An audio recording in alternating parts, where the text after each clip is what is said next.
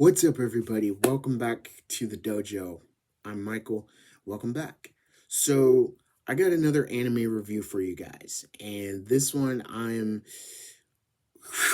excited to tell you guys about.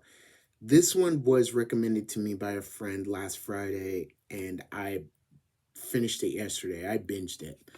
Um, it is on Netflix, and it's really cool. It's called Blue Eye Samurai, and I really enjoyed this anime because if you're a fan of Genndy Tartakovsky's Samurai Jack, or if you're a fan of Samurai Champloo, or maybe you're a fan of a lone swordsman, doesn't even have to be a samurai, but a lone warrior, lone character type of story, this one's for you.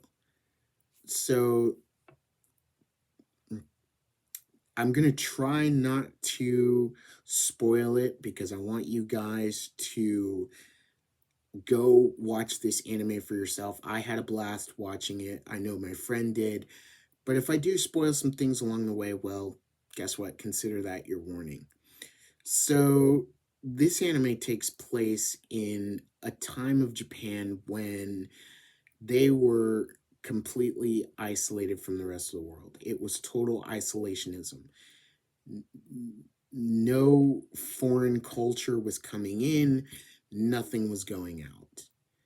However, if you were a high class noble in Japan at the time, you could basically pay shipping docks or whatever to allow certain ships to come into Japan secretly, and nobody would, basically people would turn the other way, or the docking person would look the other way and everything like that. But this is a story about a main character who is on a journey to find the men that came to Japan and took advantage of their mother. And I'm just going to leave it at that because the rest of it I can't tell you because of YouTube copyright and censorship. But basically, the main character is a mixed race. The main character is half Japanese, half white. And back during this time, if you weren't full Japanese, you were an outcast or a monster or something worse. At least this is how the story goes. And so, because of this, our main character was kicked out of her village. Essentially, she was an outcast and she went to go live with a swordsmith who crafted very good swords, but he's also blind. He's a blind swordsmith. And he uses tongs, long iron tongs, as kind of like his white cane. But he takes her in, he teaches her the way of the blacksmith, but she never forgets. I'm sorry, I just ruined it because the main character is a girl. The main character is a girl. She, however, to hide the fact that she's a girl, she, you know, cuts her hair and makes herself look like a guy. But she becomes a swordsman and she vows revenge on the ones that came to Japan and took advantage of her mother. Now, around this time again, like I said, high class nobles were, essentially paying merchants to come to Japan so that they could do secret trading and get products. Around this time, the rest of the world and different countries were discovering gunpowder. And this is a very historical type of anime. There's a lot of references to history, the history of Japan, Japanese culture,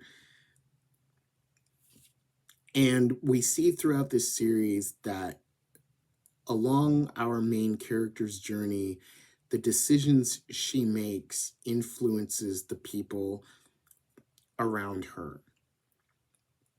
So there are a bunch of interesting moments, to say the least. We have one character who was working in a restaurant and has always dreamed of being a samurai or even just being something great. And he really is your typical optimistic sidekick. He, basically says, I want you to train me, master. I'll do whatever you want me to. He knows how to heal wounds. He knows how to cook. He knows, you know, and he's really, in a way, just wanting to live his dream of being a samurai. And our main character is trying to persuade him out of it. Like, no, you don't want to be a samurai because, I'm not necessarily a samurai. I'm out for revenge and stuff like that. So we have that. We have another character who was essentially, in my opinion, kind of like Vegeta from Dragon Ball Z, because he starts out as a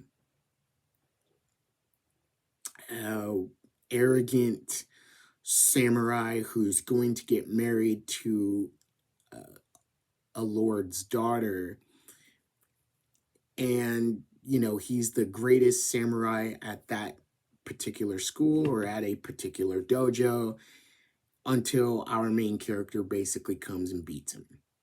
And she also slices off his top knot, which in Japanese culture, if your top knot was basically cut off, it means you lost your ranking, you lost your titles, you're basically demoted. And so he starts on this path of saying, I have to beat her, or I have to beat him. Again, he thinks the girl is a guy, but he says, I have to beat him to regain my honor. And as the story progresses, he tries to catch up with our main character and say, hey, you're going to duel me one more time. I'm going to kill you. I'm going to regain what I lost. And well, I should say she, our main character is, it's like, yeah, do whatever you want, but I got to do something first. I have to take my revenge. Once I do that, I'll duel you. But we see that this particular swordsman that wants to duel our main character, we see that eventually his arc is kind of like Vegeta's, because when he has the opportunity to kill her, he doesn't. He, tries to convince her along the way that, you should fight me instead. You shouldn't go on this path of revenge. And he's also trying to get his life back from so that he can, marry the Lord's daughter, so he can be in good standing again. He has his own motives. But the thing about it is we see his arc because he ultimately ends up helping her. He ultimately ends up becoming a friend. And something I forgot to mention about this particular samurai that I'm talking about is this samurai was one of the bullies that bullied her, our main character, when she was a kid. The main character's name is Mizu. This samurai's name is Taigen, and the sidekick is named Ringo. But anyway, despite all that, it's a good story, and I think it teaches us that it is the journey that is important, and everything you learn about yourself and about others along the way that is important and not the destination.